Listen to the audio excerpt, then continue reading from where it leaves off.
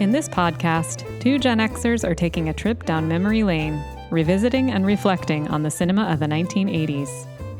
We'll look at the hits and the flops, the studio blockbusters and art house indies, the critically acclaimed, and the universally reviled. The series is hosted by me, Lisa Molinelli, a writer and librarian, and features Dustin Morrow, a filmmaker, author, and professor of film. So pull on your legwarmers, crank up your boombox, and hop in the DeLorean. It's time for the Long Rewind. Welcome to the Long Rewind. I'm your host, Lisa. With me, as always, is Dustin. That would be me. And today we're talking about TV in 1988. Yes. So what was the haps, like the kids are saying today? Yeah. in 1988. Is that what the kids are saying? Yes. We've got a couple of things here. The first thing I will talk about is from February of 1988, Mike and Spike's Hang Time. And what that is Michael Jordan, the famous basketball player, began to star in a bunch of very fun and interesting Nike spots. In those spots, he would banter with a character named Mars Blackman, who was played by Spike Lee, the famous film director, and Spike Lee also directed that campaign's 11 subsequent ads. So it was a pretty big ad campaign. It was sort of funny and slick, and it set the standard for creative sneaker ads at the time. Yeah, I remember all of these. Yeah, I kind of remember. They were usually black too. and white, I think, if I remember right. Yeah, very stylish. Very stylish. And it was Spike Lee mugging and Michael Jordan just kind of along for the ride.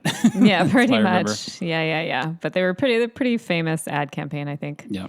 The other thing I have for us for 1988 is a miniseries called War and Remembrance. It was based on the 1978 novel of the same name, and it was written by Herman Wouk, W-O-U-K. I'm not sure how to say that.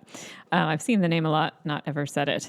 That miniseries aired from November 13th, 1988 to May 14th, 1989, and it covered the period of World War II from the American entry into World War II, immediately after Pearl Harbor, of course, in December 1941, to the day after the bombing of Hiroshima. And it's the sequel to the 1983 miniseries The Winds of War, which was also based on one of Woke's novels. Yeah, this was huge. I didn't watch it because it was too old for me, but yeah, for grown-ups. But I remember it being really big. I think it was a ratings smash, and it ran for a long time for being a miniseries. Yeah, it's almost like qualifies as a series, but they sold it as a miniseries, like with a defined arc. I guess because it was a one-off kind of a thing. Yeah. I mean, at the time, that's how miniseries were, right? Something like this now would just be considered like... and they spent a fortune on it. That's the other thing I remember reading about at the time, that this thing had like a monster budget. Yeah, this mostly just reminds me of the way like HBO is now, the way they do series. Sort of it seems about the right length and in terms of how much it must have cost to make. So, all right, I'll take us quickly through some of the other news items of the year. This was the year that Barbara Walters gained her reputation for making people cry. Oh, which became a big kind of cliche for Barbara Walters interviews. And the reason she got that is from the Patrick Swayze interview that she did, where she got Swayze to open up about his deceased father. And he started just ugly crying during this interview, and people gave her kind of a hard time. And then it kind of continued. She made like some other people cry too, and then it just became like a kind of a pop cultural joke that people cried on Barbara Walters specials. Yep. This was also the year that Geraldo's nose was broken. Oh my! We talked about this for a moment in the last episode because we talked about the premiere of Geraldo's show. So it only took a year. He had on some white supremacists and some African-American activists. And, of course, they started fighting, and audience members stormed the set, and Geraldo took a flying chair right in the schnoz. Yeah. Couldn't have happened to a better guy. The writers of The Facts of Life, the classic sitcom The Facts of Life, created a controversial storyline this year in which Natalie became the first of the girls to lose her virginity. The storyline was originally intended for Blair, Lisa Whelchell's character, but she refused to play that storyline because she had recently become Well, she had been a Christian since she was 10, but apparently gotten kind of strict about it as she got older, bringing her religious convictions into the show. And so she refused to do it. And so they switched it over to Natalie. The thing I remember about this is that I remember that they played it kind of as a whodunit, weirdly. Oh. Or like not a whodunit, but like a mystery. Like I guess a whodunit, which girl done it. But it was like the promos were like, which girl is it that lost her virginity? Which girl will it be? Interesting. Okay. I think people didn't see Natalie coming, but I think people would have rightly guessed Blair. But it was Natalie. I don't remember seeing that episode. Yeah, well, there you go. But there it is. Also this year, this is in February, televangelist Jimmy Swaggart, remember him, was involved in a sex scandal. He admitted to being with prostitutes, and it ended his television ministry. This was an era back when if you were caught in a sex scandal or doing something horrifically embarrassing publicly, it actually would cost you your career or, cost you anything. Yeah. Mm-hmm. Nowadays, it depends on the person. Doesn't really matter. Usually. Sometimes it does. Depends. In February, Lauryn Hill from the Fugees made her television debut on Showtime at the Apollo. She was 13 years old. She performed Who's Lovin' You by Smokey Robinson and was booed off the stage by the audience. The Apollo audiences were notoriously tough. Yeah, willing to boo a 13-year-old off the stage, apparently. 13-year-old Lauryn Hill, yeah. Mm-hmm. Rough. Yeah. In February, we had our first interracial marriage on daytime television. Mm-hmm. That was in the soap opera General Hospital. Mm-hmm. In March, I Heard It Through the Grapevine. The classic song experienced a huge surge in popularity that was caused by the enormous popularity of the claymation raisin figures who were doing commercials for raisins. Yeah, the California raisins. The California raisins, yeah. Mm-hmm. Did you have, I had some of those little, like 2-inch tall plastic raisin figurines. Did you have any of those? Yes, I absolutely did. Yeah, I was also a big fan, as you know, of the Will Vinton claymation Christmas special that they appeared in. Huge fan. I think I actually had the Raisins album. Oh, really? Yeah. Yeah. Well, I mean, it was, good old Motown music. Yeah, it was, well, I think they were voiced by the Four Tops. Oh, were they really? And so it was essentially just a Four Tops album. Yeah. I mean, that's not a bad thing at all. I remember liking it. Why I don't know why I had an interest in it as a little kid, but other than, I don't know, the Raisins probably appealed to me more than the Motown. Right. But, the Motown got in there with the guys of the Raisins. Yeah, the Raisins were huge. They really were. It's hard to They were everywhere. They express. were on shirts and, as we said, toys, and you could buy all kinds of stuff with the Raisins. They had their own Christmas special. Do you remember? I just said it, yeah. That was one of my favorites. I still love that Christmas special. Yeah. It's great, the claymation Christmas special, yep. In April, Nickelodeon held the first Kids' Choice Awards. Yeah. I think they still do that, maybe. I couldn't say, but they did it a long time. If they don't still do it, then yeah. Also in April, Lieutenant Tasha Yar, played by actress Denise Crosby, who is related to Bing Crosby. Oh. I can't remember how. I think she might be his niece, maybe? Okay. Maybe granddaughter. I don't know. But I know they're related. She, what was Tasha Yar? She was like a security officer, yeah, she was right? A security, just like Worf, similar grade. How was she killed? I remember watching this because I watched the first season of TNG before I stopped watching it, and she was killed in the very first season. Yeah. Because I remember seeing this. I could be wrong. You know I'm a big fan, but I'm not great with like little tiny details. I do think she was like... She sunk into a tar pit or was eaten by a tar monster or something. Whoa. I think it was something like that. So maybe her name should have been Yasha Tar. Right. I may be wrong, though. There's probably people out there who are yelling at me, but that's my memory. In May, the series finale of the beloved prestige series St. Elsewhere aired. In the finale... The hospital and the people who worked there were revealed to be figments in the mind of an autistic boy who stared at a snow globe with the hospital building inside it. So a couple things here. This was a thing, right, in the 80s. Newhart, famously, the finale of Newhart revealed that the entire series of Newhart was a dream in the head of the in the mind of the lead character from the Bob Newhart Show, which was an earlier sitcom. Yeah.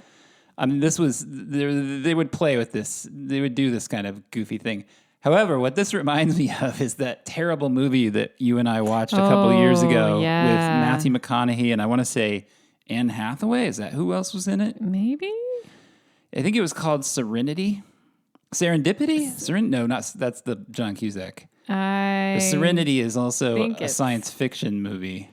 I can try to look it up while you talk about it. Yeah. So anyway, it's one of the worst movies ever, but it also has this unbelievably gonzo twist at the end where you find out that everything you've been seeing in the movie is happening in a video game constructed by a kid in his parents' basement. But it's not. There's nothing about the movie that is video game-esque. It's a pretty straightforward, if I remember right, kind of neo-noir drama. Yeah. There's nothing that would lead you to believe that there was any kind of like magical realism element to it or science fiction or anything. It's just this like nutty twist that shows up in the last few minutes of the movie. So, yeah, it was Matthew McConaughey and Anne Hathaway. It was from 2018. It was called Serenity. And I like this headline about it if you're interested from Esquire. Matthew McConaughey's Serenity is so insane that no headline can begin to do it justice. Yeah. But yeah, it's a similar twist. Yeah. I mean, I feel like it's been forgotten, but I remember at the time when it came out, I remember there was a lot of people were like, this is one of the worst films ever made. Oh, really? And I don't know that you could say that because I think it's just too competent, but you can definitely say it has one of the nuttiest twist, which I just blew. So there you have it. Well, anyway, I think you just saved some I've people saved some time. a couple hours. Yeah, it's not, believe me, it's not worth good. watching the 2 hours to get to that crazy twist. No, it's not. But yeah, this was a nutty twist too. I wonder how this was taken because St. Elsewhere was quite a beloved show. I mean, the Newhart thing, I don't think bothered. I think it delighted people, and I think because it was a joke. Right? Yeah, they used it. And it's it a comedy, was a clever but joke. This show is not a joke, and this seems like it would have angered people. Would be my guess. Yeah. So usually this kind of ending often does anger people, unless it's Newhart. So I don't know. Yeah. Yeah. Family Feud was resurrected this year for the CBS lineup with a new host, Ray Combs. And he is the host I remember from my childhood. Yeah. Mm-hmm. Me much too. more so than Richard Dawson, who did the show in the 70s or whenever it was initially popular. And as much as I watched Family Feud, I think this is probably who I remember also. Yeah, when I pictured Family Feud, I pictured Ray Combs, who unfortunately took his own life. Oh, dear. Sometime later. That's awful. He was a troubled guy. The first ever Shark Week started this year. I can't believe it's this old. Wow. It's been I don't watch forever. Shark Week because I guess I don't clock it that much, but I'm just surprised that it's been around this long. I would have guessed that it was no more than like 20 years old. But it's been around forever, I guess. Yeah, we're coming up on 30 years of Shark Week, I guess, in a few years. That's weird. Wow. In October, Wheel of Fortune adopted a new format for the bonus round called the 3 and a vowel format, which is still used to this day, where they give you the letters R, S, T, L, N, and the vowel E immediately. And then you pick an additional, I think it's 3 consonants and 1 vowel, hence the name. Oh, yeah. And then they reduced the time limit. I think the reason they did this is that everybody would always pick those letters. And so it was tremendously boring television. Right. To have every single contestant, every single episode, when given a choice of 5 vowels or 5 letters and a vowel, give you the same 5 letters and the same vowel. I'm pretty sure that's why it was changed. Yeah. Yeah. In October, Dan Quayle and Lloyd Benson participated in the 1988 vice presidential debate. This is the debate where famously Dan Quayle compared himself to JFK, and Lloyd Benson said something to the effect of, Senator, I knew Jack Kennedy. Jack Kennedy was a friend of mine, and you're no Jack Kennedy. Yeah. This was an off-quoted line from what was at the time considered an uncivil debate, but now would be considered like the very height of civility. Certainly closer to it. Oh, boy. Remember back when we thought Dan Quayle was like the dumbest politician we would ever have? Yeah.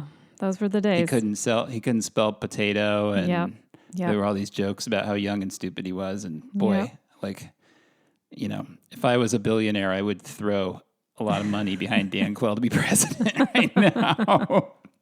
In comparison, yeah.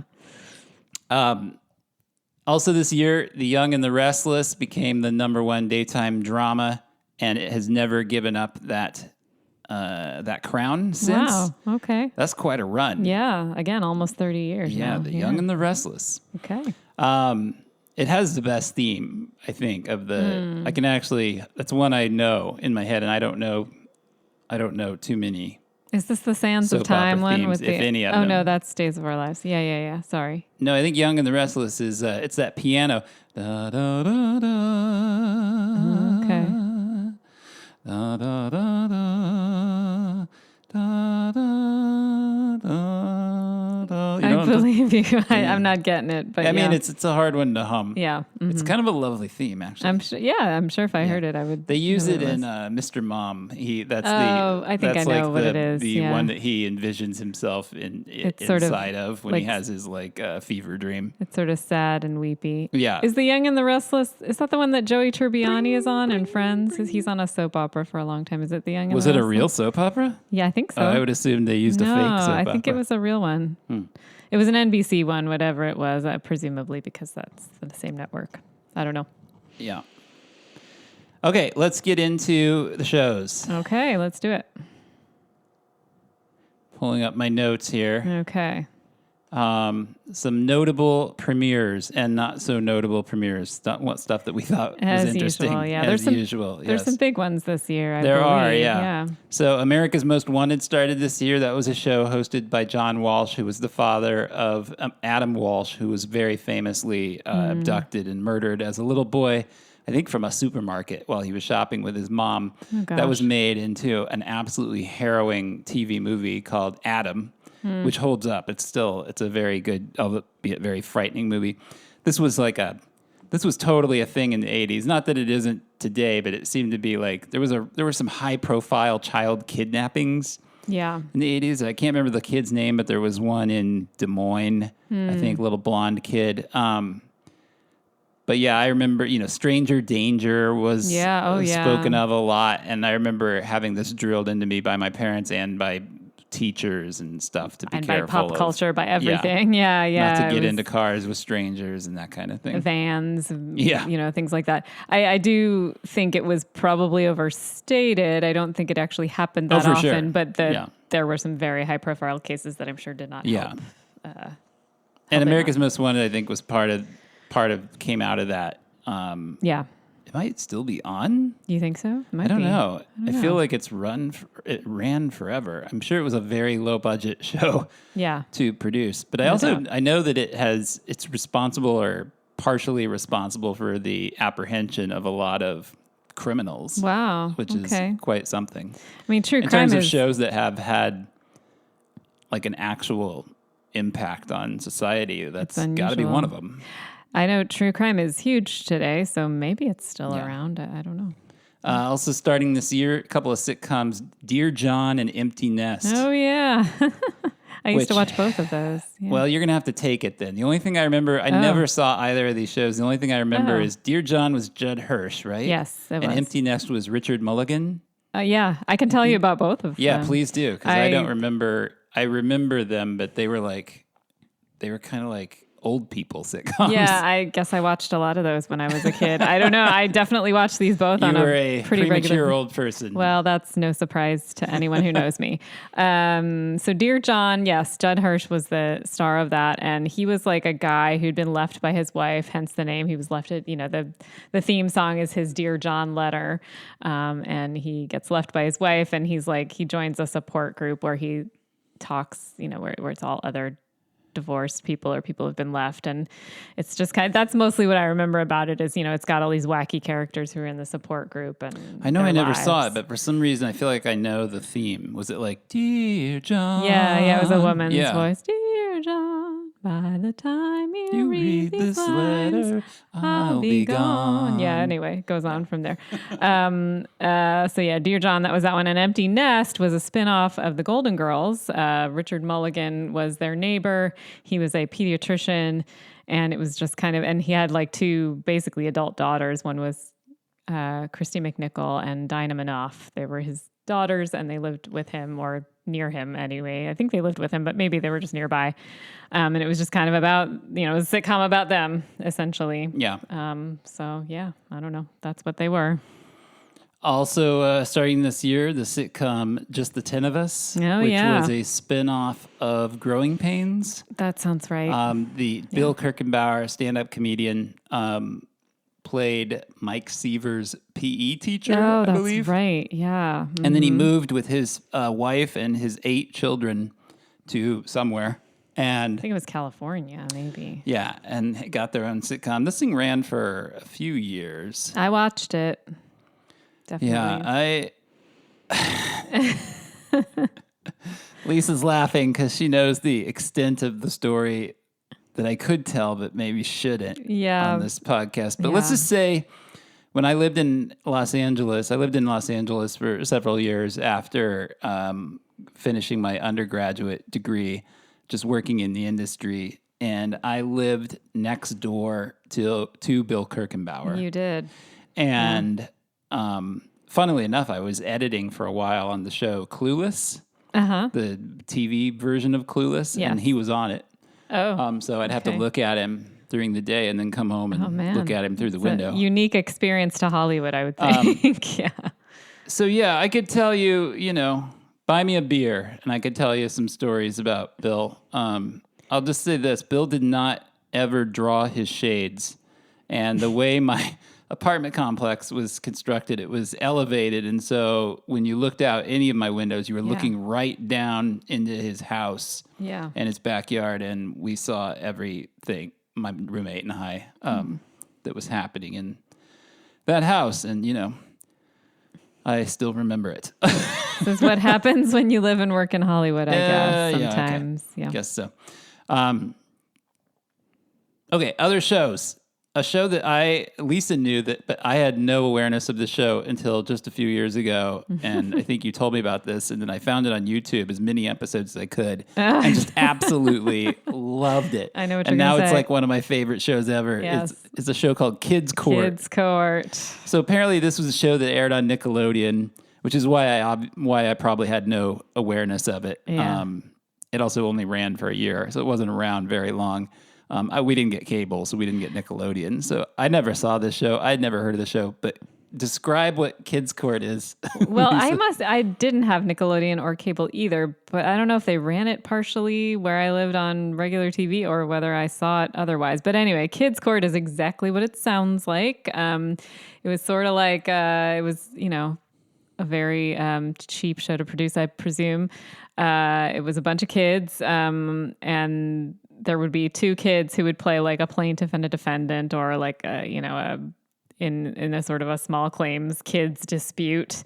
They would be actors playing parts, and they would plead their case, and the kids in the audience would decide. I think that's how it worked. The kids in the audience would decide. The judge-o-meter. The judge-o-meter. So it would be clapping. It would be by applause usually. Yeah. Who won the case. And I think, who was the host? It was Paul Provenza. Paul Provenza, who I think is also a stand-up comedian. So it was like Paul Provenza in a studio with like hundreds of screaming kids, basically. And I think your favorite part... And all of the cases are exactly what you would expect. They're things like... it would be like a brother and a sister, and the brother wasn't contributing to doing the dishes when it was their turn to do the dishes. Right. It's like that kind of that kind of case. Yeah. Right, small claims for kids. Tell them how it ends, because this is your favorite the part, ending of every episode is the best part. Yeah, so Paul Provenza would dart around the audience, I believe, is how this would work, and he would like pick a kid and ask them to, talk about or say something that was happening to them, and you like, my teacher gave me an F on this paper. And Paul would then ask the whole audience, is it fair or unfair? And of course, it would always be unfair. The whole audience would, of course, chant the answer. Yeah. And it was usually unfair. I don't think fair ever. Yeah. There's only like 5 episodes of this on YouTube, so that's all I've ever seen. But in all of those, they never, ever screamed fair. Which is, I mean, no. Everything was unfair. Which is not surprising, but also it's kind of sweet, a bunch of kids supporting another kid, right?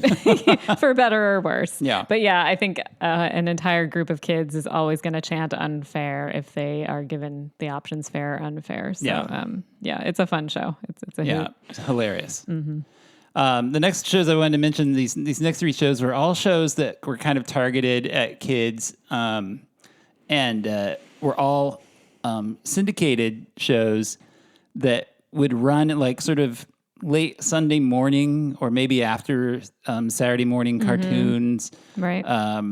This was a thing in the 80s that I don't think you probably see anymore. These sort of original syndicated children's live action adventure shows. Mm-hmm.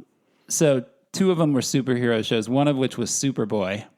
It was a TV adaptation of the comic, and it was produced by the Salkins, who produced all of the Christopher Reeve movies. Wow. And it was on for like 4 years, 4 seasons, and is actually pretty solid. The effects, they don't have the budget to do the visual effects that they wanted to do, so its ambitions are a bit bigger than its budgetary capabilities, but it's a pretty fun show, I have to say. And it's out ahead of Smallville by quite a many years. Yeah. A little more kind of adventure oriented and less soap operatic than Smallville. Yeah. The other one was a show called My Secret Identity, which starred a very young, sort of just post Stand By Me, Jerry O'Connell. Oh, uh-huh. And he played a kid who had a neighbor who was like a scientist, and he tripped on his way into that neighbor's garage and got hit by a photon beam, which made him develop superpowers so he could fly, and he had super strength and all this stuff. And he didn't know how to control any of these powers, and so there was a lot of comedy, but he was also like fighting crime and righting wrongs. But he was also a bit of a wise ass kid. So kind of a fun show. Not as good as Superboy, but fun, and ran for 3 or 4 years. Do you remember either of those shows? I kind of remember My Secret Identity. I don't know that I watched it, but it rings a bell. You'll never guess my secret identity. Yeah, I couldn't think of the theme song. I don't know if I watched it, but I do remember it. I don't remember Superboy. Yeah. Sadly. I have a Jerry O'Connell story too. Okay. I used to park by him when I worked at Universal. He drove this big beat up Bronco that had no hard top on it. So it was like it was like a Bronco that he had converted into a convertible. Mm-hmm. I didn't find him to be the nicest guy on the planet, I will say. Okay. TNT was another show that ran in syndication. This was the post A-Team vehicle for Mr. T. Oh. And Mr. T played here, I'll read you. This was the voiceover that was aired in the opening credits of TNT. Okay. T.S. Turner was a city smart kid fighting his way off the street until he was framed for a crime he didn't commit. Oh, no. Amy Taller was a young crusading lawyer. She mounted an appeal to put Turner back on the street, this time in a suit and tie, working as a private detective. Dang. Together, they are TNT. This sounds like your dream show. Yeah, it ran for 3 seasons, 65 episodes. Wow. It was a 30-minute action-adventure show with Mr. T. She would have some case. Yeah. And he would have to help her out. Right. Yeah. Pretty low-budget stuff, as most syndicated shows were. Yeah. So moving on to the networks and the nighttime shows. Do you remember the science fiction series Something Is Out There? No, I don't. This was a fairly cool show. It was created by Frank Lupo, who created the A-Team and Riptide and Wise Guy and Hunter and a lot of other action series. And it was about a police officer who's investigating these murders where people's organs have been removed very quickly through these kind of surgically impossible standards. And he eventually learns that the crimes are being committed by this alien insectoid prisoner kind of, who has like shape-shifting powers and also possession abilities, and who escaped from this prison starship out in space. And so he teams up with the medical officer from that ship to hunt down the killer. And she has like superhuman powers and telepathy and stuff like that. Whoa. Sounds kind of fun. Miriam Dabo played the alien. And it started as a TV movie, or maybe it was I think it was a mini series, and then that was a hit. And so they turned it into a TV series, and it ran for like half a year. But I remember it being pretty fun. I haven't seen it since it aired, but I remember liking it. I was going to say, the premise sounds kind of fun. Yeah. Yeah. There was a reboot this year of Mission Impossible, which I really liked. The only cast member they brought back from the original was Peter Graves. Okay. And he was kind of running the unit. They had Greg Morris's son, Phil Morris. Greg Morris was one of the original cast members. His son, Phil Morris, was on the show, though. Jane Badler from V was also on it, an actress I liked a lot. She played the villainous Diana on the V miniseries and series, so she was part of the team. And this ran for a couple of years, and I really liked it as a kid. I don't think it ever really took off, but I remember thinking it was pretty smart and pretty fun. It's another show I haven't really seen since, but enjoyed quite a bit as a young person. There was a show called TV 101, which is about a journalist who quits his job and goes back to his alma mater high school to teach journalism, and decides, instead of putting together a school newspaper, to teach his class how to produce a television news program. And Stacey Dash and Matt LeBlanc were two of his star pupils, and Andrew Cassis, who was the youngest guy, Wormser, in the Revenge of the Nerds movies. They were three of his students, and they would get in all kinds of danger and shenanigans, getting scoops and exposés. And it was I remember it being a pretty fun show. Cool. Yeah, I don't like all the rest of these. I haven't seen it since. So I doubt if it holds up, but I don't know. I definitely don't. I don't know anything about that show. There was a TV adaptation of Baby Boom. Oh. The Diane Keaton movie. Yeah. It aired this year it lasted about a year, and it starred Kate Jackson from Charlie's Angels in the Diane Keaton part, and I never saw it. Yep, me neither. Day by Day, I did watch. Oh, yeah, me too. And this was a sitcom created by Gary David Goldberg, who created Family Ties and Spin City. And it was about a couple that were like really, I think she was a lawyer and he was like a stockbroker or something. And they got burned out and decided to quit their jobs and open a daycare, like you do. And I don't remember much about it other than the supporting cast. Like, I can't even remember who the stars were. But their son was C.B. Barnes, who I liked a lot as a young person. He was in Starman, which was one of my very favorite shows of the 80s. Julia Louis-Dreyfus was the neighbor. Courtney Thorne-Smith was on it. Thora Birch was one of their daughters. I think that might have been her first part. So yeah, I don't remember a ton about it, but it ran for like 3 years. I think it was a minor hit.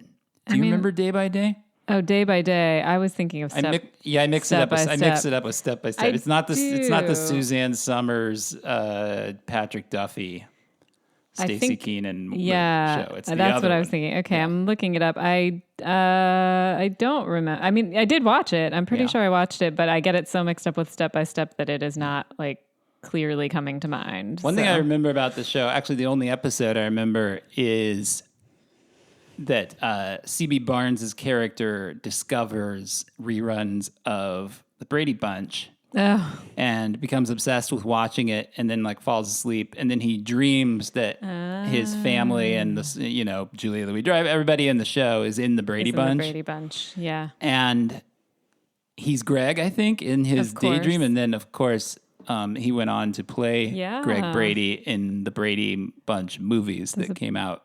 Did a very good job 90s. of it, I guess. So yeah. Probably got him the part. Probably. Another movie to TV adaptation from this year was Dirty Dancing. Yes. Starred Patrick Cassidy, whoever that is, in the role of Johnny, and Melora Hardin as Frances. Yeah. Do you have any memory of this show? I have a very brief memory of the show. Yeah, I did try to watch it at the time, of course, because I'm a huge Dirty Dancing fan. Max Kellerman was McLean Stevenson from MASH. Okay. And Paul Feig was also a regular on this show. Wow, that's crazy. My memory of it is very vague, and I can kind of see it in my head. I don't think I watched a lot of it. I think I didn't. I mean, you wouldn't have had much opportunity. It only ran for 11 episodes. Yeah, I don't think I fell in love with it or anything in the way I did with the movie. I tried it, though. I remember trying it. That's a shining endorsement. I think my one vague memory of it is like there was some VO with the baby character writing in her journal. That's the biggest thing I remember of it. Yeah. My question about it would be, why was the family still there? Like, to support it, how long did they think the show was going to run? Was the family always going to be on vacation? I could be wrong about this because all I can remember is like a few seconds of it. I think maybe the family wasn't there, but baby had taken a job there or something. Of course. I don't know. Something like that. Anyway. All right. Another movie to TV adaptation, Freddy's Nightmares, which was an adaptation of A Nightmare on Elm Street. Like the show Friday the 13th, which started a year or two earlier. This was a anthology series. So it didn't really follow Freddy's adventures, although they did use Freddy to introduce each episode in the style of the Crypt Keeper. Like the Crypt Keeper, yeah. Right. And apparently the pilot episode, which was directed by Tobe Hooper of Texas Chainsaw Massacre fame, was about Freddy Krueger's trial for his child murder, a thon. Right. I don't know that I ever saw it, so I couldn't comment on how good the stories were. I didn't see the Friday the 13th one either, but there were a ton of those, as we've mentioned. There were Dark Room and Tales from the Dark Side, which I did watch. And there were a lot of these like horror anthology shows. Yeah. Does anything like that really exist now, apart from like Black Mirror or whatever? You think it would be but popular. It's all on streaming. I think that's what I mean. there might be one or two of them on Shudder. Okay. I expect it would be on streaming. There's a Creep Show. Oh, is there? There's a Creep Show anthology series. Yeah. I know that. It just feels like the way horror is so popular now, you'd think that kind of thing would be pretty popular. There's probably a bunch of them. Yeah. It's not our genre. Yeah, so we don't know about it. Yeah. A Saturday morning show, Hey Vern, It's Ernest. Oh, yeah. Which followed the adventures of Ernest P. Worrell, the beloved Jim Varney character, and his always unseen friend, Vern. Yeah. And I think it was probably... Was this before or after Pee-wee's Playhouse? Because I would guess this probably came out of that. I would think it was we're in 88 here, so I would think Pee-wee's Playhouse had already been out. But around that time. I don't know. I don't know. That's true. I don't know. There's no way to know. No way to know. No way to ever know. Yeah. I like that, I wasn't a big fan of Ernest even as a little kid, although I do enjoy Ernest Saves Christmas, which I think is a funny movie. It is, yeah. Night Watch, that's Night Watch with a K, was an action series essentially about the Guardian Angels. Oh. The Guardian Angels are they're often called like a vigilante group, but they're more of like a community safety, community watch group. Yeah. But they in the 70s and 80s in New York City would ride the subways, and you could always spot them by their berets, their red berets. Very famous for their berets. They were run by Curtis Sliwa, who is always running for mayor of New York City. Yeah. He founded them. Night Watch was about a group called Knights of the City, which was mostly young people, and it was very clearly modeled on the Guardian Angels. It was led in the series by Benjamin Bratt. Oh. Played lead guy, and it only ran for 9 episodes. I do remember watching it, though. I don't remember anything about it, but I remember watching it. I was a fan of, even at that age, of like Death Wish and vigilante justice action movies. Yeah. Yeah.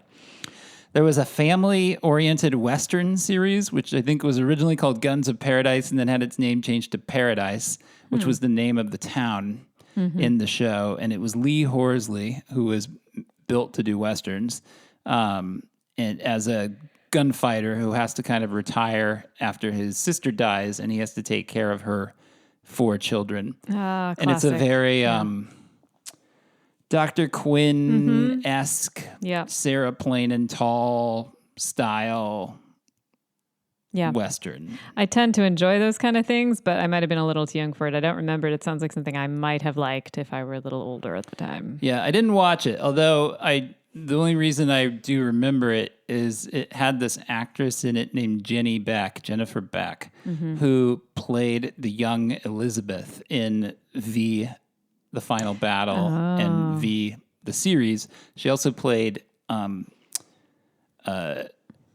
Eastwood's daughter in Tightrope, which is a really great movie. And then she did a TV version of The Canterville Ghost, and she was the lead actress in the movie Troll. Oh my gosh, the original Troll. She didn't make a ton of stuff, but she was just in a lot of stuff that I happened to see as a young person, and V was so important to me. I watched V so many times and she was the star child.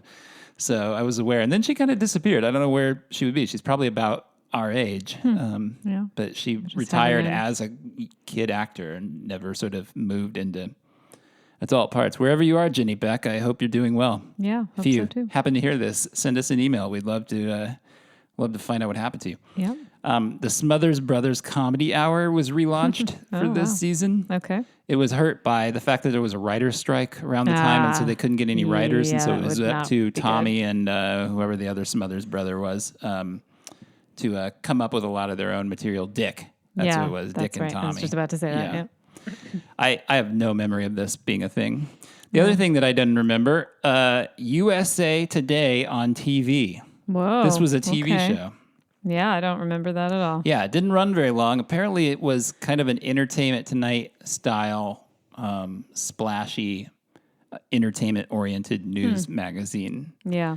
And it was syndicated. And, that's a footnote, if ever there was one. That USA Today once had a TV show. It is hard. I tried to do a little research on it, and it's hard to even just find anything about it. All I could find was one story about its cancellation. Yeah. But there are a couple clips on YouTube. It just looks like a standard kind of Entertainment Tonight ripoff. Yeah. I think Entertainment Tonight was popular enough. Maybe competition wasn't going to work. Sure. Well, and then there were also like hard copy and current those were a little like different, those were big at the time. Yeah. Yeah, they were. Yeah. Yo MTV Raps premiered this year. That's huge. Became a very long running weekly hip hop show. It was the first hip hop music show on the network and is largely credited with bringing more hip hop artists, more African American artists onto MTV. It was co-created by Ted Demme, who was Jonathan Demme, the great Jonathan Demme, the filmmaker, his nephew. Oh. Ted Demme was a director in his own right. He worked a lot with Dennis Leary. He also directed the movie The Ref and the cult classic Beautiful Girls. So he did a movie called Blow with Johnny Depp in 2001. Yeah. So he did some stuff that was very high profile. He passed away very young during a celebrity basketball tournament. He just dropped on the court. Oh. Yeah, but interesting that he was co-creator of Yo MTV Raps. I just never would have seen that coming. Yeah, I guess I know. But although I'm thinking of Jonathan Demme, he's so good at incorporating music and artists into his movies. So maybe that's a thing that kind of ran in the family, this interest in music. I don't know. And then a couple of shows that my dad liked, I think China Beach, which I know my dad loved. When that show was on, that was like my dad's favorite show. My dad was never one to he wasn't an appointment television guy. He would watch what was on.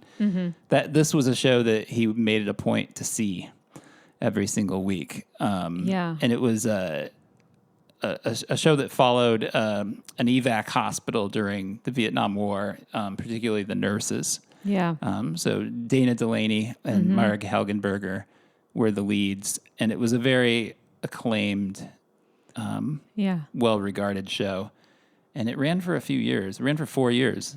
That's my memory of it was that it ran a long time, although 4 years isn't that long, I guess. But and that it was very acclaimed. It used the Supreme song "Reflections" as its opening credit song. Yes, I remember that. I remember thinking... I never watched it. No, I never watched it either because I was too young, I think, and didn't really know enough about that period. But I always thought the credits were really striking, actually. That like credit sequence was pretty striking to me at the time. Yeah, I don't know why I didn't watch it. I watched Tour of Duty, which is a show that came out a year earlier, which was, that show was much more action-oriented than I'm guessing China Beach was, which I think was more of a drama. Yeah. So maybe that was why. But I was only 9 or 10 in 1988, so I wasn't watching China Beach, but yeah. It looked good. Looked like a and good then there show. was a show called In the Heat of the Night. Oh, yeah. Which was an adaptation of a film from the 60s starring Sidney Poitier and Rod Steiger, a classic movie, a great movie. Yeah. And kept the same premise, basically. It's about a white police chief in a small town in Mississippi who teams up with this African-American detective from, I think he's from New York. I don't know. In the movie, I believe Poitier is following somebody, and that's why he's down in that town. I can't quite. It's been ages since I've seen it, like decades. So I can't remember exactly how he ends up there, but it's not because he's moved there to like join the force. So I don't know how they explained that in the show, how his character stayed there. But this show ran forever. It ran for almost a decade. It ran a really long time. Yeah, Carol O'Connor was played the Rod Steiger part, and Howard Rollins played Virgil Tibbs. They call me Mr. Tibbs. Oh, that's where that's from. That's the famous line.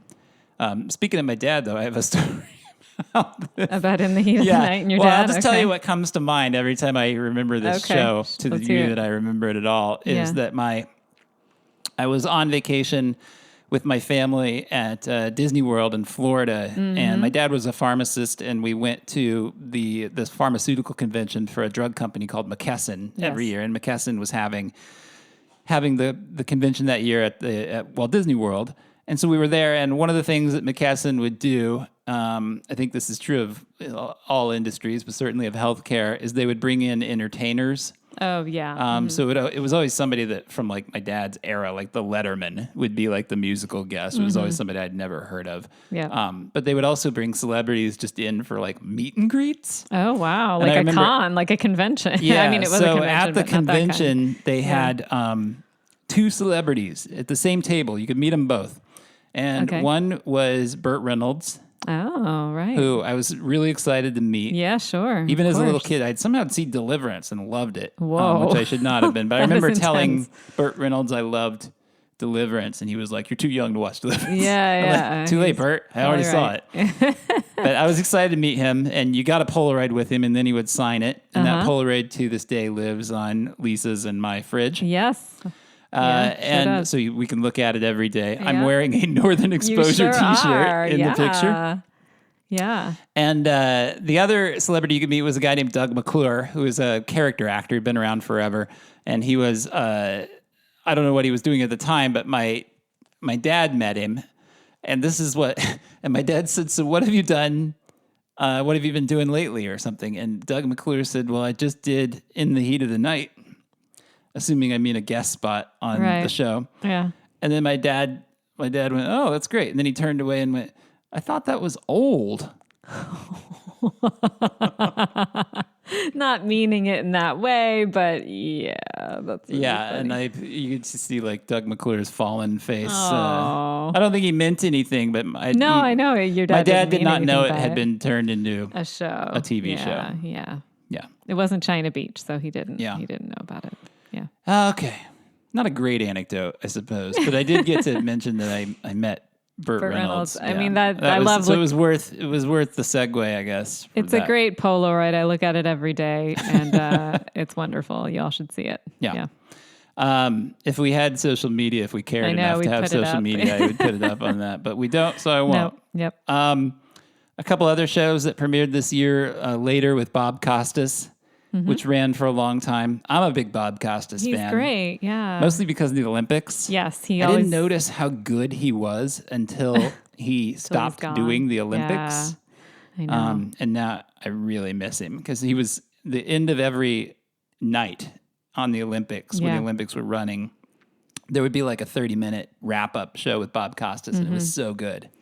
I mean, he's a good presenter, a good host, but I think he's also a fairly good interviewer too, if I remember correctly. Yeah. So it was a different kind of talk show. It was just him and it was him and his guest and no audience. More like the Tom Snyder show, right? Like Tomorrow, Similar to that. 48 Hours started this. Oh yeah, and I think that's still on. I think that's right. It's a news magazine show. I know it's not and hasn't been forever the same as it was when it premiered. Yeah. And I thought it was very good because when it premiered, it was actually, the premise was quite different from your average like 2020 or whatever primetime news magazine show. It was literally following something, some group or some profession. Right. Or something for 48 hours. Yeah. Mm-hmm. And so it would be like 48 hours in an ER. Yeah. Or 48 hours with an NYPD officer, or 48 hours with, I don't know, a politician or whatever. And it was kind of fascinating. It just is a slice of life show. And it was just, I thought it was way better produced. I wasn't watching any other news magazine at the time as a kid, but that one I remember finding really good. It's a bummer that they changed format and got more sensationalist and became like every other like everything has pretty much, sadly. And I don't know if I'll mention this and you just tell me if it's in your top 5 and we can wait. Okay. But I was holding off. Did you rate Wonder Years in your top 5? I did. Okay, so we'll hang on to that and go to our top 5s. Okay. What was your number 5? Well, my number 5 we already mentioned also, Empty Nest. I watched that show a lot. I mean, it was fun. I liked it. My number 5 we mentioned as well. It's Kids Court.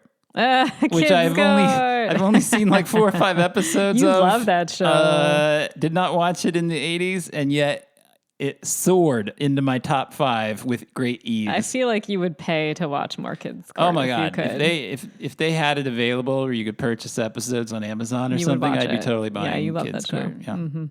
Not fair. You know what's not fair? Is that there aren't more episodes of Kids Court. Fair or unfair? Yeah.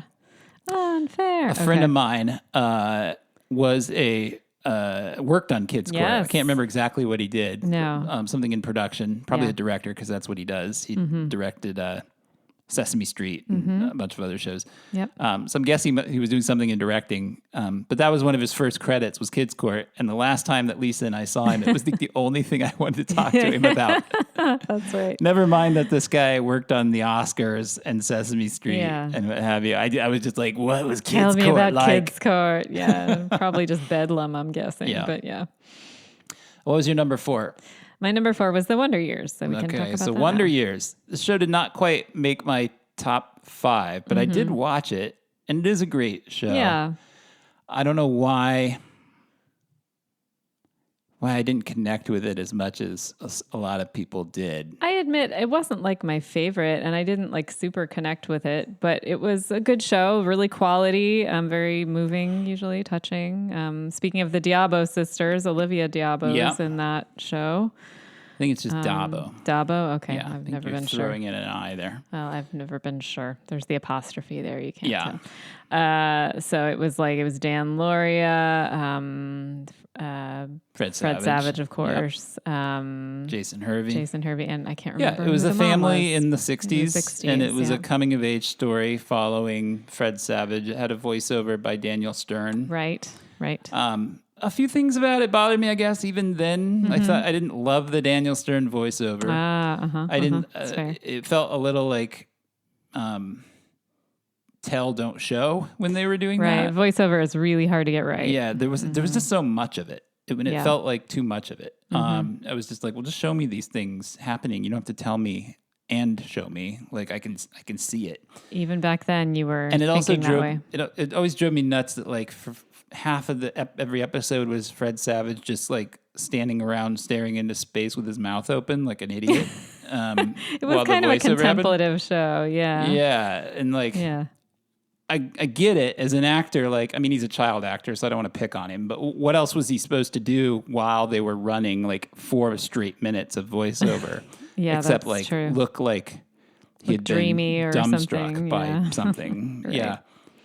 So I don't know. He also was like, he was very whiny and moany, Kevin That's Arnold. true. Yeah, it in was kind of a spite of downbeat getting show. like the cutest girl in school, like with no considerable effort or Winnie Cooper. or seeming Yeah. like reason. Uh-huh. Yeah, I don't know. I did enjoy all the stories. It was one of the first like pre-internet TV-based urban legends that Paul, his friend Paul, grew up to become Marilyn Manson. That's right, which is not true. Yeah, it's not true, but Josh Slaviano is the name of the actor. Right. And I don't know why I know that. Boy, what a wasted bit of brain space that is. I'd forgotten about it, but yeah, it was a big it was a big myth at the time. It was a big conspiracy to the point where I think at some point Marilyn Manson was like, "I'm not the kid from I swear to God, I'm Wonder not the Years. guy." I promise I'm not." Yeah. Oh my God, crazy. Yeah. So it was rebooted within the last couple of years. Oh gosh, I think that's with great. all African American cast. Okay. Yeah. Cool. Yeah. It did have great music. It had, really great music. It was another one of those credit sequences that was kind of arresting. Yeah, it was with a little help from my friends. Yes, the Ray Charles version. Joe Cocker. Oh, Joe Cocker. I get it confused. Yeah. I was thinking of something else.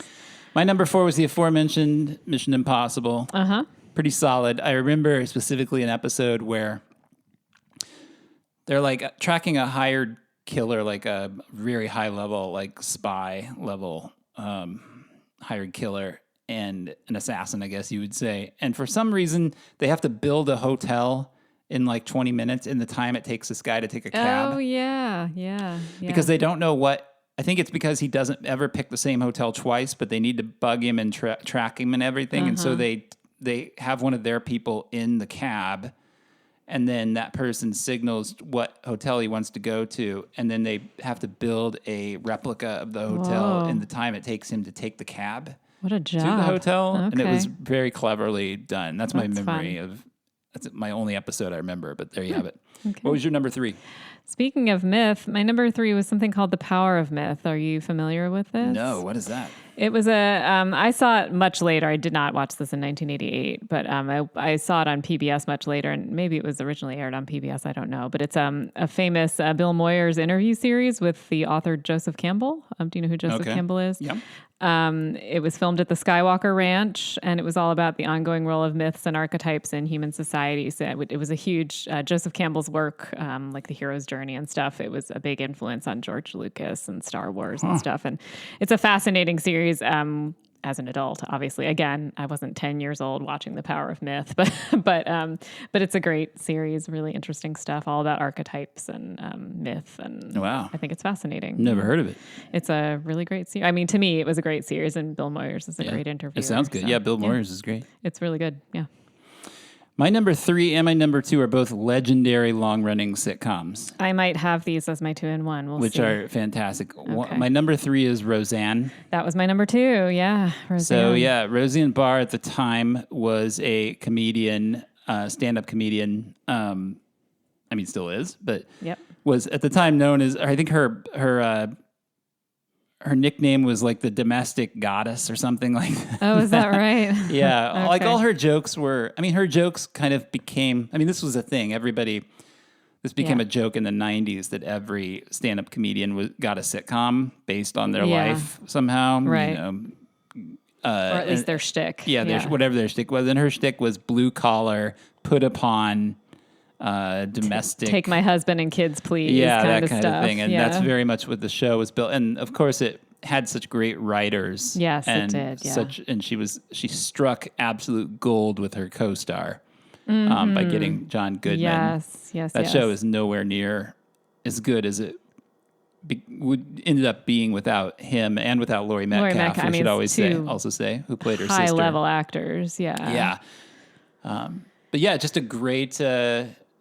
Still funny when you catch it in reruns. I haven't watched The Connors, the reboot of it, but I loved it back when it was on. And I was much more of it was on opposite Cosby Show.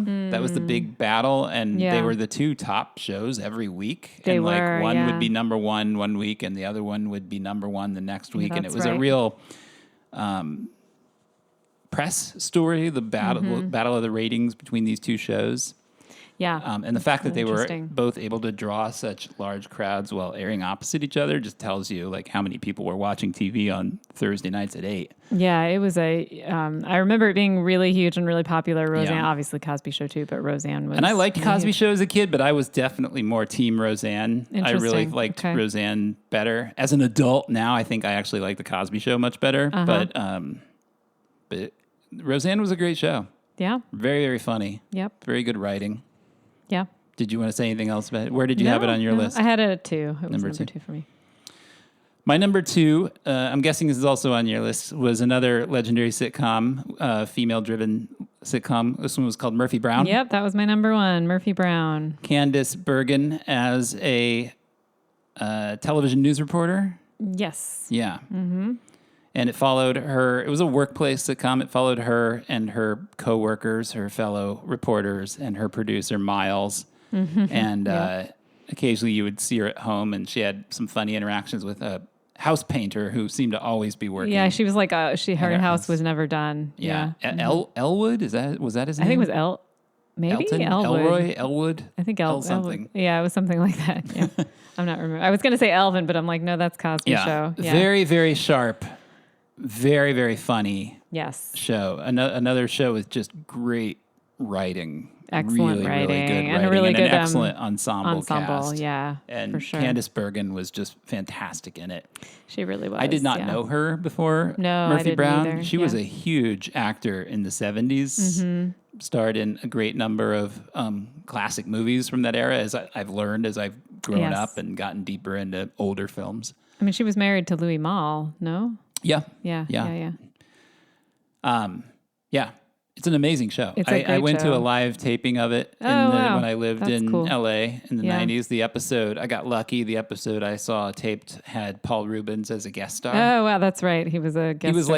He played the son of the network owner, I think. Oh, did he? Okay. Yeah. I thought he was in it intermittently. He would show up like once or twice a season, I think. Yeah. I thought maybe he played, because Murphy, one of the running gags is Murphy Brown always has a different assistant. She's always he had a losing much assistants. larger part. Oh, okay. Yeah.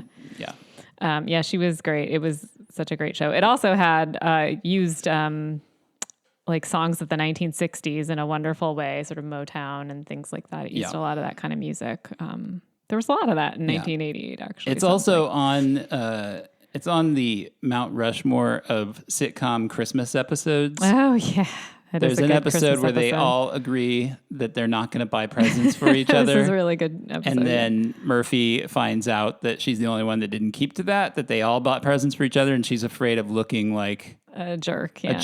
And so she has to go and buy everybody presents. It's very, very funny. It's really funny. Yeah, it's a good one. It's a great show. So that was your number 1? That was my number 1. What was your number 2? Roseanne. Oh, Roseanne. We already talked about it. Did we miss one? What was your number 3? I'm all done. Yeah, I did my top 5. Okay. Yep. I think we only need to know your number 1 at this point. Yeah. My number 1, this was pretty easy for me. And it's a bit of a cheat because this show didn't go national until later. But technically it did premiere. It premiered locally in Minnesota this year. Okay. I know what this is.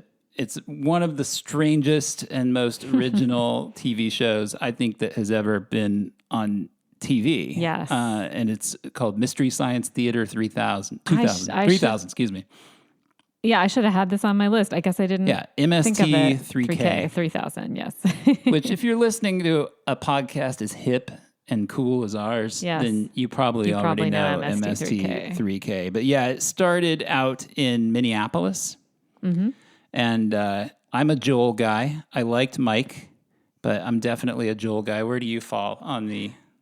I don't know that I saw enough of it. I didn't have access to enough of it to have a favorite host. Yeah, I mean, I found it. I don't know. I like the robots. I don't have it in front of me. I don't know when it went national. Let me see. When it did, it went national on... Comedy Central. Well, and there's your problem, because I very rarely had access to cable either. So it wasn't until much later in my life that I was seeing it. And it was when I was in college. Yeah. And so, I don't know. I guess it says, So it started it went on Comedy Central in 89. It didn't take long. It ran on a local station in Minneapolis in 88. And then by the end of 89 was on Comedy Central and was there until 96. And then it went over to the Sci-Fi Network for another 2 years after that. Yeah. Of course, it's had some spin-offs. Riff Tracks is the most famous of them. But it was created by a guy named Joel Hodgson. And his voice just cracks me up. Just hearing his voice makes me laugh. He's got this very kind of mellow, not very... he doesn't seem to ever get excited about anything. Like he always sounds like he's about to fall asleep. Yeah. But yeah, his two robot buddies, Tom Servo and Crow, and they would watch terrible B-movies from throughout Hollywood history and make comments about them. And it's just one of those shows that's like, I think it's just one of the great ideas for a show ever in television, because it's something we've all done. Any lover of bad movies has sat with their friend at some point and made fun of the movie they're watching. And these guys just took it up a notch by taking a team of writers to make sure that every joke they're cracking about it is like the funniest joke you've ever heard. It's such a funny show. They're so funny. Lisa and I quote it all the time. We do. There are jokes from various episodes, and there are some that I've seen so many times that I've watched over and over again. I think I can remember the first time I saw this show and what the movie was. Now that I think which about one? It. I believe it was I Was a Teenage Werewolf with Michael Landon. Yeah. It was just on in the TV lounge at college. That's kind of the place people our age tended to discover the show. It was huge when I was in college. They brought a live episode to Iowa. Oh, wow. And they did Mitchell, which was a really bad 70s cop movie with Joe Don Baker and Linda Evans, where he's like really sweaty through the whole movie. They were making a lot of jokes about how sweaty and surly and gross he was, even though he was supposed to be every woman's dream. Nice. Yeah, it was absolutely massive. Yeah. When they rebooted it, they went to Kickstarter, remember? Because I think they weren't sure whether like there was an audience for it, and it like made its Kickstarter 50 times over in like the first few minutes. We were clamoring for it, and then Netflix was like, "Oh, they want this," and so then Netflix rebooted it with Jonah Ray taking the role of the human. The human, yes. Essentially. Yep. Do you have a favorite episode of Mystery Science Theater? Oh, what a good question. It's probably something you and I have watched. I don't know off the top. Do you? If you say yours, I bet it's something we've watched together, maybe. Yeah. I mean, there's so many of them. It's hard to pick a favorite. I love Space Mutiny. I think I know which Reb one that Brown. is. Yeah, that's a really good one. Yeah, if you've never seen it, that's a good one to start with. That one is very, very funny. I don't remember which movie it was either, but there's one movie with Miles O'Keefe who played Tarzan in the Bo Derek Tarzan movie, and his name comes up in the credits, and I think it's Tom goes, "Do you guys know how much O'Keefe is in this movie?" It was just... And I can't remember what that movie is, but I remember thinking that one was funny too. That's the thing. It's like the jokes I remember. Yeah, there's a lot of the jokes. Movies. Yeah. Where did that? Are you ready for some football? That's the one I was thinking of. I wasn't going to bring it up because I don't know how to describe it. I don't know either. Came from. Yeah, it was just they kept doing it, right? Yeah, they kept singing. Was it that there was like a guy in the movie that looked like Hank Williams Jr.? Yeah. Football every time he comes on screen. And that's one of the things we quote constantly. Yeah. It's just, it was very, it's not going to sound funny now, but it's very Let's do Nielsen's and Emmys. Okay, Nielsen's and Emmys. Let me get over there. Okay, so Nielsen's. Let's do Nielsen's first. Okay. We'll do the top 10. Number 10 is something called Anything But Love, which... What do you mean something? You don't know what Anything But Love is? I can't think of what come on. Is. What is it? It was a sitcom. It was a hit sitcom for a while. We didn't talk about it. Yeah. It was Richard Lewis and Jamie Lee Curtis. Oh, okay. Now that you say it, I remember it, but It was also a workplace sitcom, I think, but I can't remember where they worked. What was the... I don't know. What was the premise of this show? It must have been a mid-season replacement. Because we haven't talked about it. No, we didn't talk about it. Or the sitcom, the show. No, we didn't. I don't know. You can go on. Okay, so that was number... I mean, it was good enough to get up to number 10 in the Nielsen. Yeah, it ran for 4 seasons. Okay. He played Marty Gold, and she was Hannah Miller. They worked at a Chicago magazine. Of course. Okay. And they had a romantic attraction and struggled to keep their relationship strictly professional. It was kind of a Mad About You type show. It was slightly more highbrow, a little more sophisticated and less broad than most sitcoms. I think I probably did see it, but I didn't remember the title. Yeah, I used to watch it. It technically started in 89, which I think is why we haven't hit it yet. It'll be in the next episode. These Nielsen's are October 88 to April 89. So you're probably right. It was a mid-season replacement. Well, 9 is Empty Nest, which we discussed. 8 is Murder, She Wrote. 7 is Who's the Boss. 6 is The Golden Girls. 5, 60 Minutes. 4, Cheers. 3, A Different World. And here we go with number 2, Roseanne, and number 1, The Cosby Show. So there we have that like neck and neck ratings race. There was Cosby Show had like a 25.6 share and Roseanne had a 23.8. So they were very, very close. Yeah.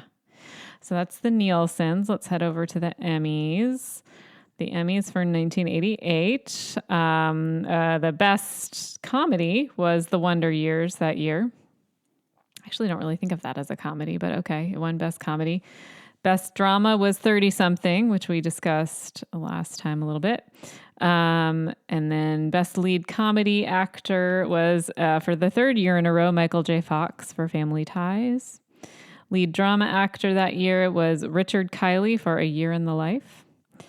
Lead Comedy Actress was Bea Arthur for The Golden Girls, and as you may recall, the previous 2 years, it was Betty White and Rue McClanahan, so we were kind of cycling through the Golden Girls here. A lead drama actress was Tyne Daly for Cagney and Lacey. So the previous year, we had been with Sharon Gless for Cagney and Lacey, and this year it was back to Tyne Daly for Cagney and Lacey. Yeah, it's kind of wild how Tyne Daly and Sharon Gless tied up that award for more than half a decade. Yeah, they really did. Wow. Yeah, because Tyne Daly won it 3 years in a row, and then Sharon Gless won it 2 years in a row, and then it went back to Tyne Daly. Yeah. Yeah. It was all about Cagney and Lacey. All about Cagney and Lacey, yeah. I don't know. All right. Years. Any final thoughts? No, some good stuff this year. So it's a good year. All right. Hopefully 1989 will also be a good year. Excellent. I'm losing my ability to talk here, so it's a good thing we're wrapping up. We'll see you in 1989.